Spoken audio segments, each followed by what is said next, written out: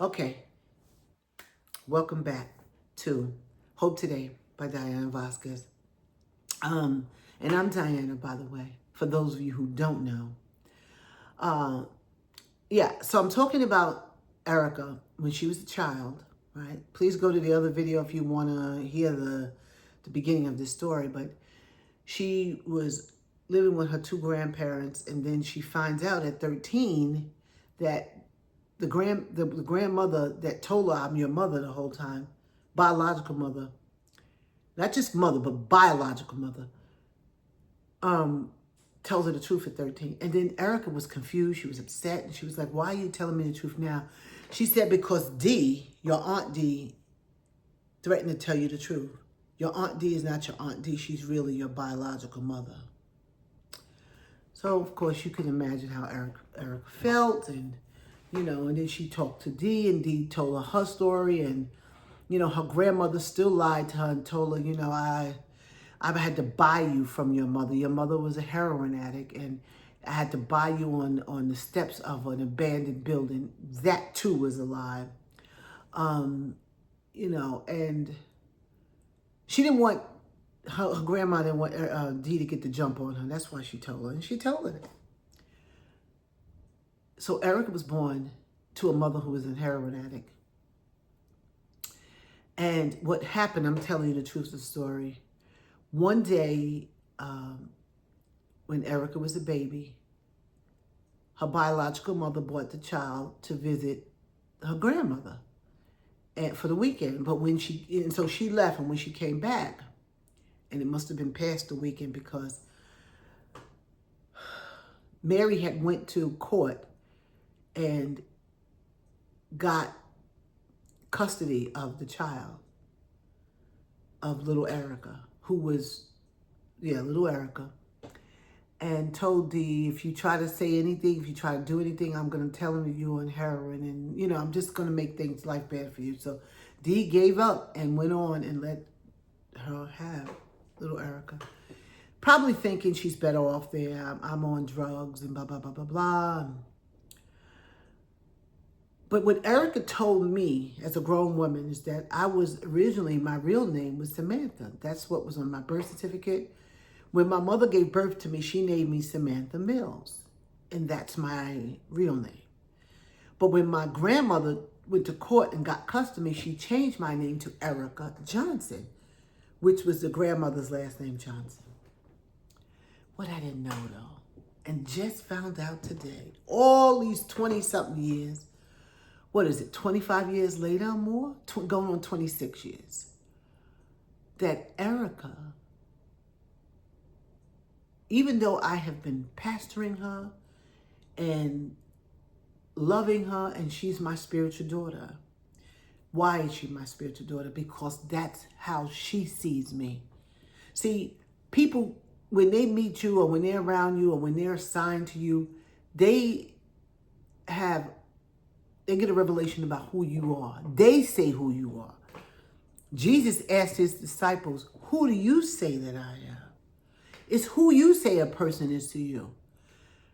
It took 2 or 3 people to raise me. I actually took 2 mothers and another person to raise me. I know what it's like when you didn't get the job to raising you wasn't completely done by the person who really was raising you physically.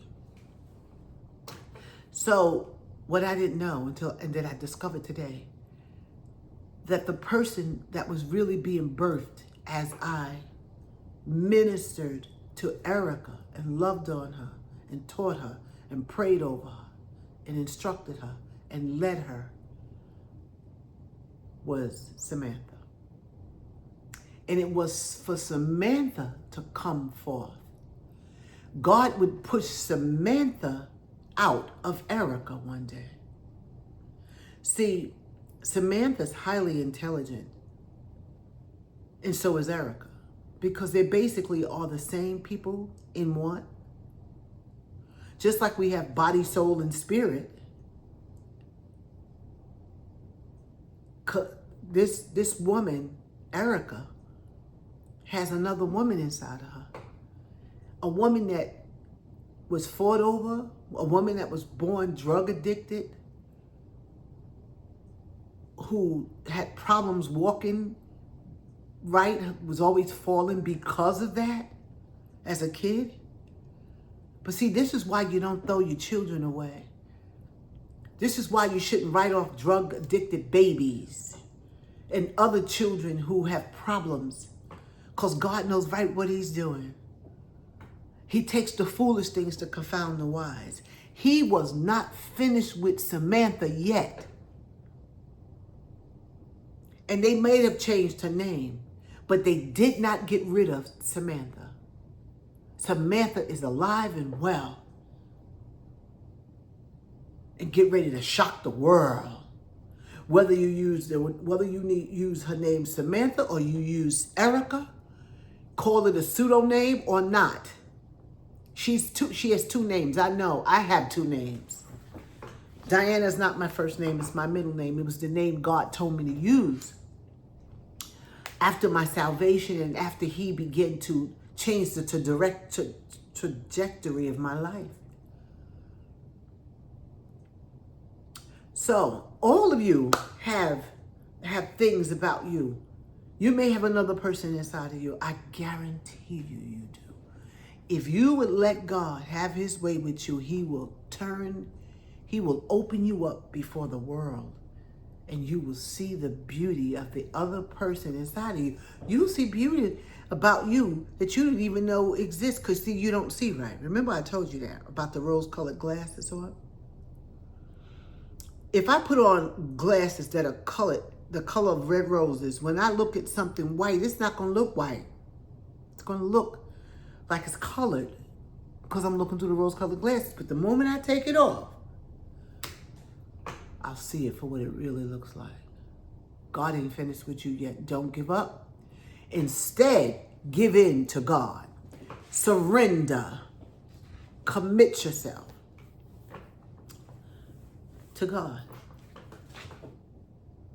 That's what you got to do. If you want to really find out what's inside of you, what he deposited inside of you, Samantha is a highly articulate and intelligent young woman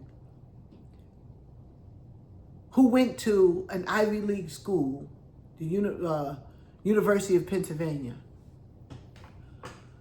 She might have been called Erica, but it's really Samantha. Brilliant. She's a brilliant person. And I'm really learning of the brilliancy.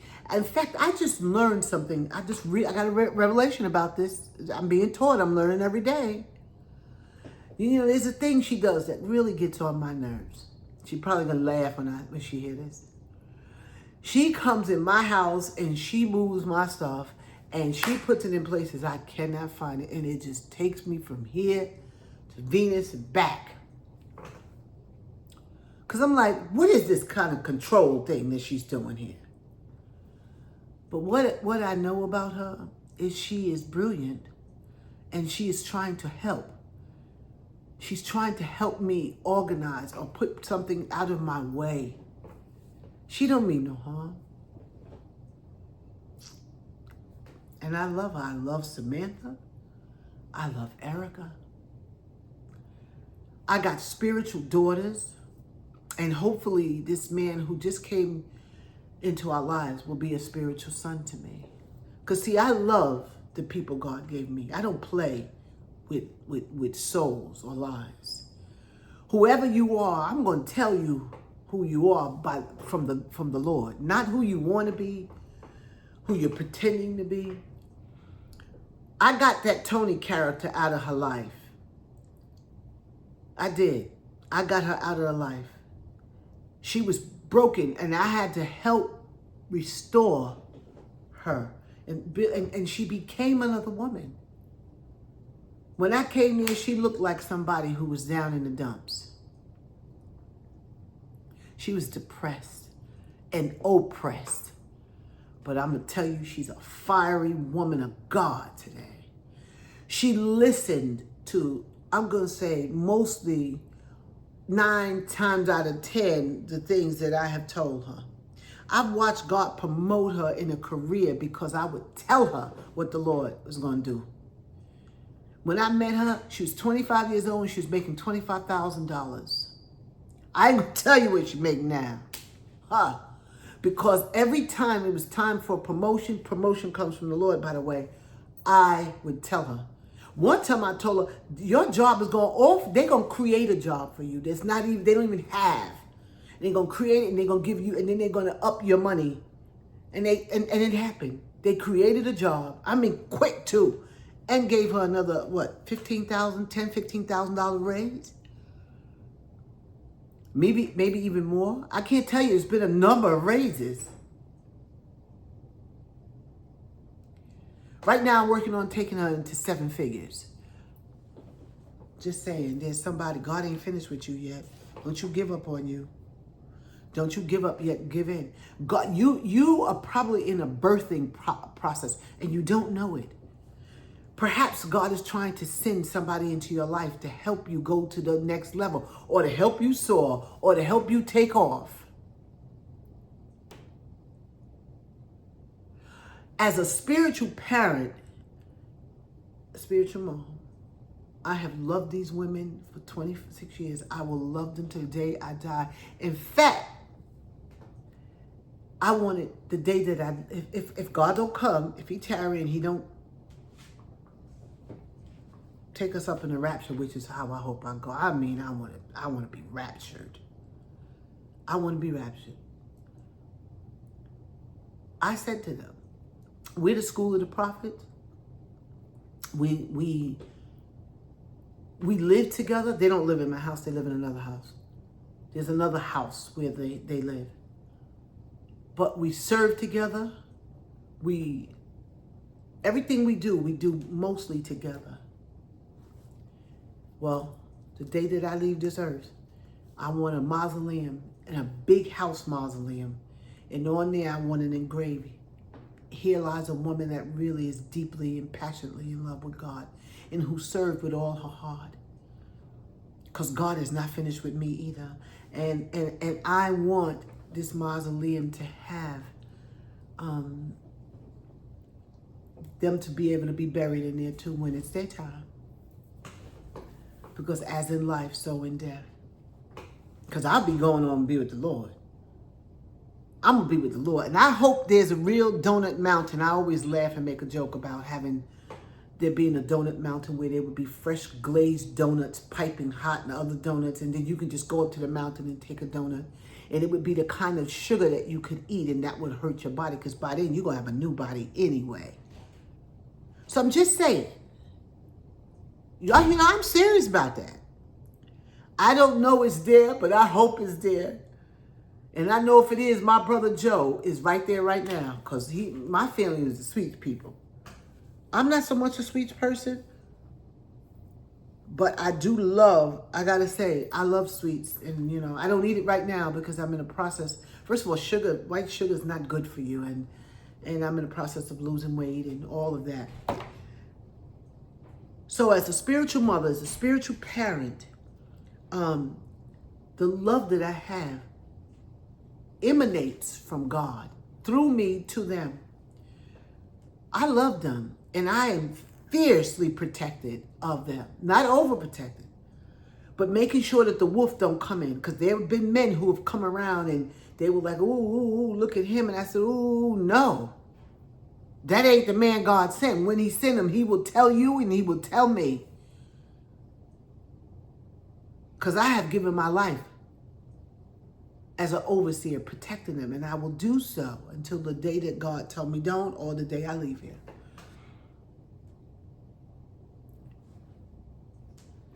God is not finished with you.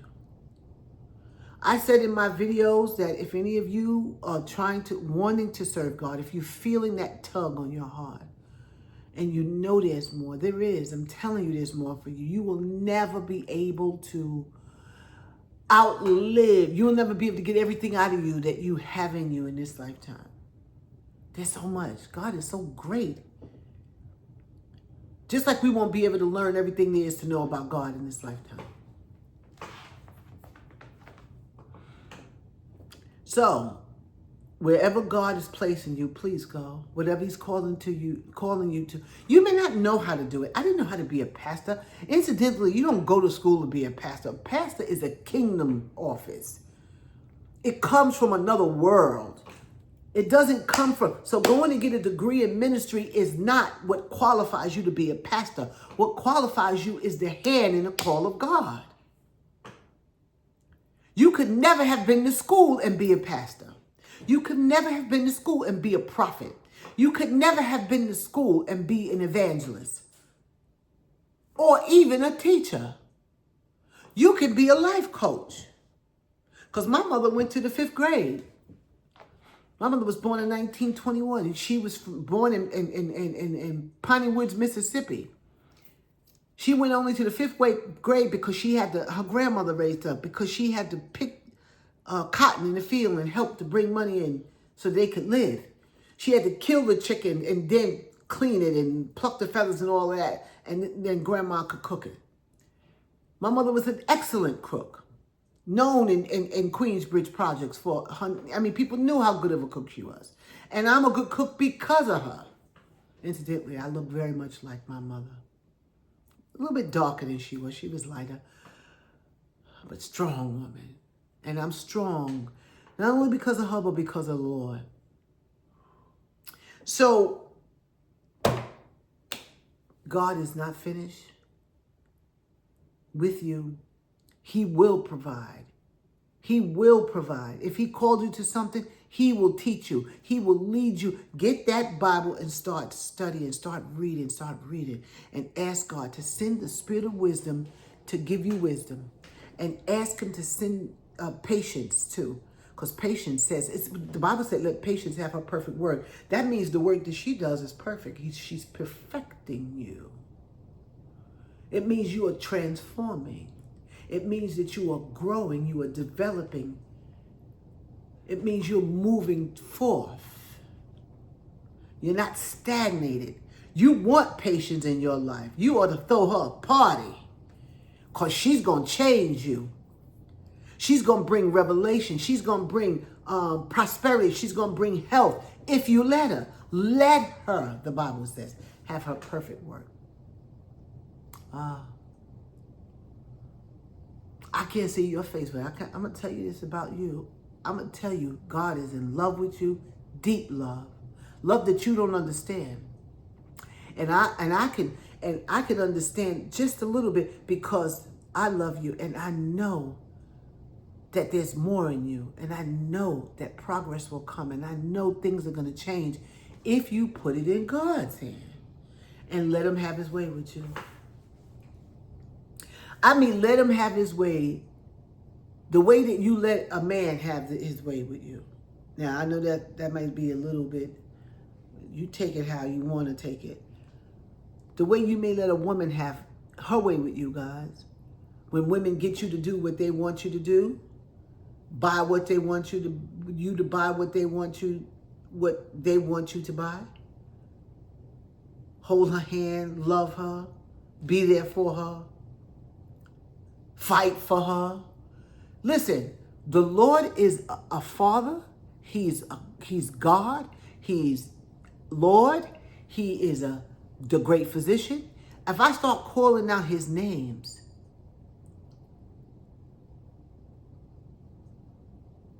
if I start calling Elroy and Jehovah Gabor, if I start telling you, Jehovah Makadish, Jehovah Tsidkenu, listen, he needs you and you need him. Let's be honest. You need him. I'm getting ready to end this because, I like to do them 20-minute videos because it's the time uploading. I'm still uploading a video from yesterday, today, which was part 2 of that video. I'm going to get it out to you as soon as it comes out. I'm going to release that and today's video, which I'm doing right now. God bless you, my friend. I think I can call you my friend now. I know you, my sister and my brother, if you saved. If you haven't given your life to Jesus Christ, you need to just do that. That's a free gift. Why wouldn't you take a free gift? We go to the store, we see buy one, get one free. We happy. We buy it because that buy one, get us free. drew us in. We didn't even go there to buy that. We went to buy some butter, but when we see buy one, get one free on some potato chips, we bought it because A, it's potato chips and because it's a free one. Well, God is giving you a free gift. You are not only going to get him, but you're going to get the Father, the Son, and the Holy Spirit when you get saved. That's the best deal going. God bless you, my friend. And if you didn't see the first video yet, happy Valentine's Day to you. Please go listen to my fantastic story of how I'm celebrating today. Please celebrate with me. I love you. I love you. I love you. You're wonderful. You are fearfully and wonderfully made. That's what the Lord said, and I'm going to stand and agree with him. I don't care what you say, because if you let God operate and you keep listening to my videos, I am determined to show you the truth about you and to change your mind and for you to rejoice and to shout in who you are. All right. Bless you. Bye.